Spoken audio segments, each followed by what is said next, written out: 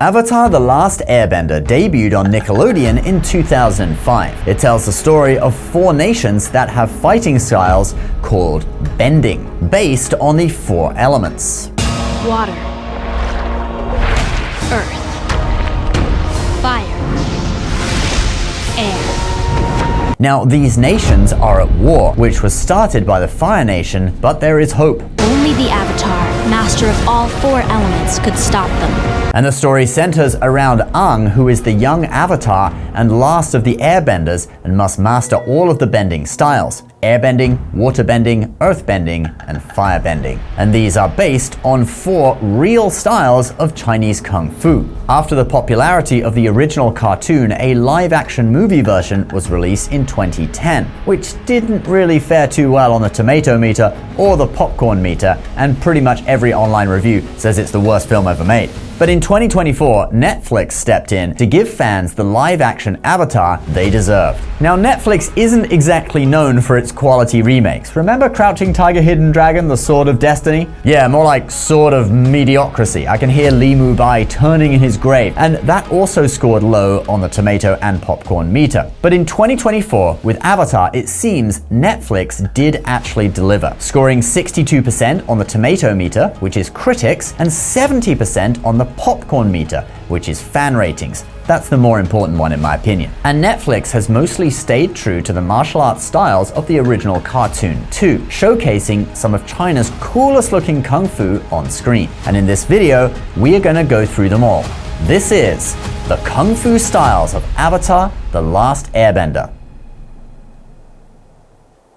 So to explore the on-screen martial arts in the show, we have to start with how it all started. The 2005 cartoon version. They got a martial arts master called Shifu Kisu to be the martial arts coordinator for the show. Shifu Kisu was born in Morocco but lives in the United States, currently in Colorado, where he runs a kung fu school. And it was his idea to give characters from each of the nations their own style of martial arts that somewhat fit their element. So let's now go through all 4 styles, referencing both the cartoon and the 2024 live-action show, starting with firebending.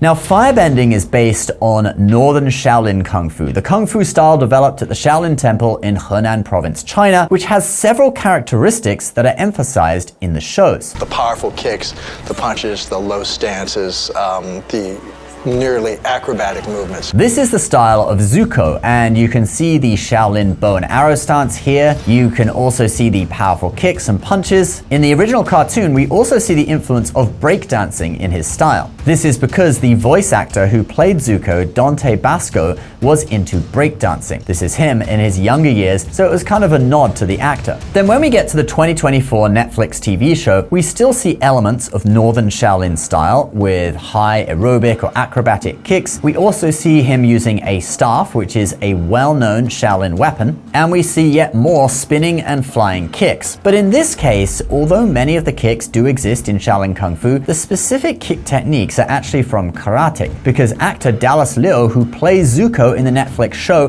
grew up training in Japanese Shotokan karate, and these spinning and flying kicks are kind of his trademark. Here he is demonstrating his skills at just 12 years old. However, karate is a descendant of Chinese martial arts, and most Chinese arts popular in society were descended from the arts taught at the Shaolin Temple. So I would say bringing in Dallas Liu's acrobatic karate kicks has a lot of crossover with Northern Shaolin and really builds on the original idea, taking it further. Now for our next style, Earthbending. Now, Earthbending is based on Hung Gar Kung Fu, or Hongjia Quan as it's called in Mandarin. This is a southern style that features compact, stable stances and forceful hand movements. In Avatar, it is practiced by members of the Earth Kingdom. The movements are very conservative, very compact, very economical, and which I really thought would fit well with, the earthbending people. And that technique on screen there with the fingers penetrating the earth is actually a training method from Hung Gar and quite a few other kung fu styles, where the fingers are rammed into sand, beans, or even stones to condition them. Hung Gar can also be referred to as tiger and crane combination style, and we see Toph using the tiger claw to catch rocks and holding statically what looks like the upper crane block. Now, some people say she does movements from the southern praying mantis style as well, but it isn't that easy for me to differentiate it. I'm not super familiar with that style. Now, we haven't seen Toph in the Netflix version yet, since she's going to make her debut in season 2. So far, we've only seen her foot in this teaser. Yet there's also a pretty cool fan film of her made by Nexus Entertainment Studios, starring Diana Tsoi, who it looks like auditioned for the part, but unfortunately didn't get it. It looks to me like she's doing Hung Gar, but I could be wrong. Let me know what style this is in the comments below. We do, however, see some earthbending and thus Hung Gar inspired movements in season 1 through this character called Boomy that Aang has to fight. Alright, let's move on to our next style, and that would be waterbending.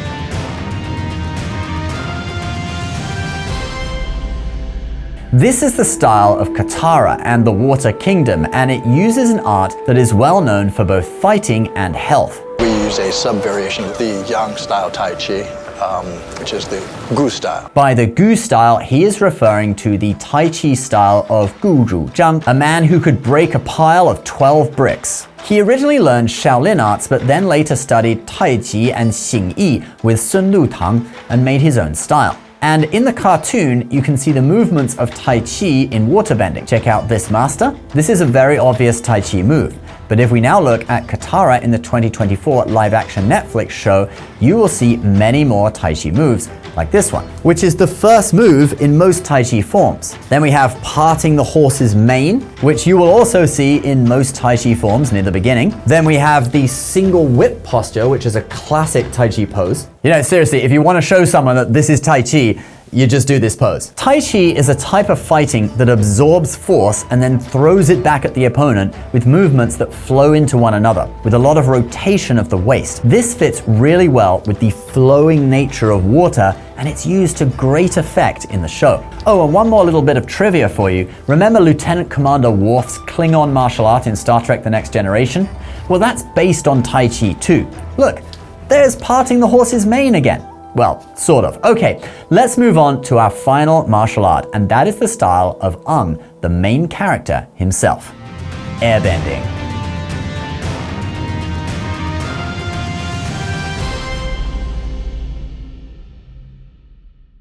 So airbending is based on the Chinese internal martial arts style of Bagua Zhang, or 8 trigrams palm. For Aang, we use the Bagua, the circle walking, as well as some of the linear movements of the Xing Yi, the mind-heart boxing. The primary training method of Bagua Zhang is circle walking, and you can see that they kind of pay homage to that in this scene from the original cartoon where Aang fights Zuko balancing on the top of a circular well. The circular and spiraling aspects of the art are emphasized further in Aang spinning up dust storms and what they call the air scooter, where he whips up a circle of air and rides on it. Bagua has another unique feature. The idea in combat is that the Bagua practitioner can get behind you and put his hand on your spine, and then you can't turn to face him. We see this idea in the 2024 Netflix show where Aang gets behind Zuko in a fight using what looks like classic Bagua movements, although in this case it doesn't end very successfully. You also see a lot of circular Bagua style moves